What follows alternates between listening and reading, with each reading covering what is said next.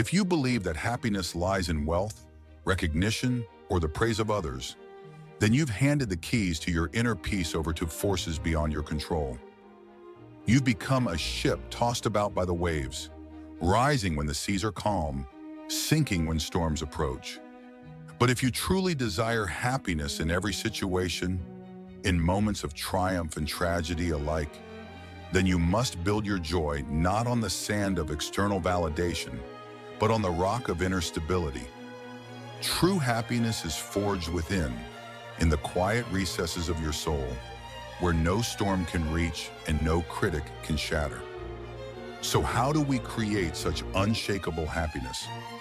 The Stoics offer us timeless tools. 1. Reframe every challenge as an opportunity.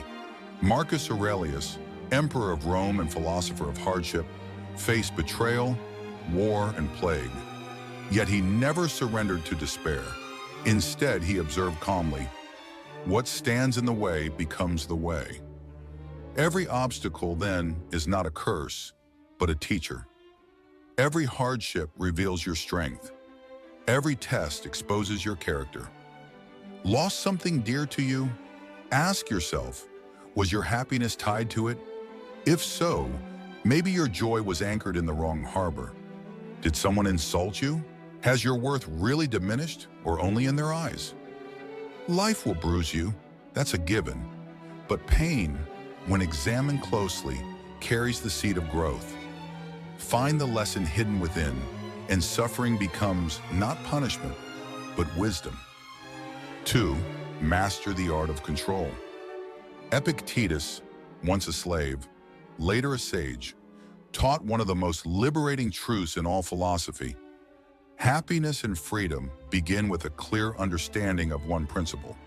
Some things are within our control, and some things are not. Yet how many of us still resist this?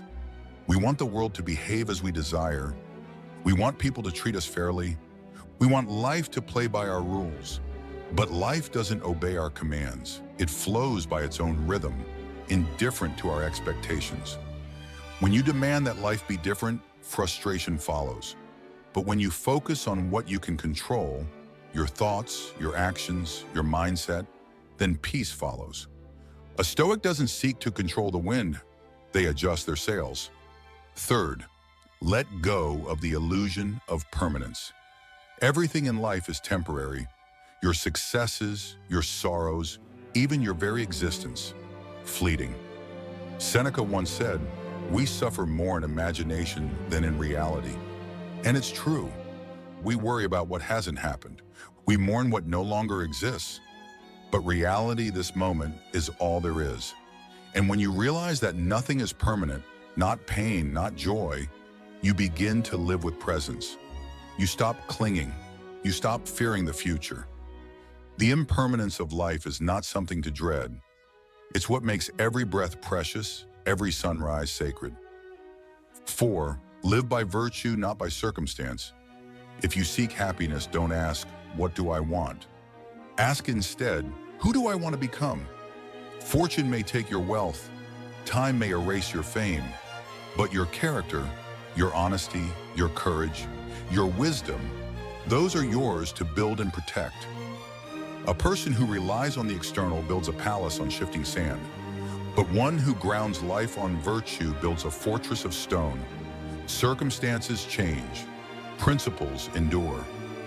5. Gratitude, the key to contentment.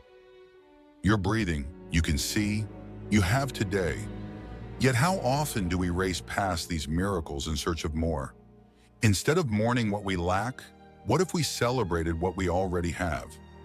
What if we noticed the quiet blessings? Clean water, a kind word, a second chance. Gratitude is the soil where contentment grows.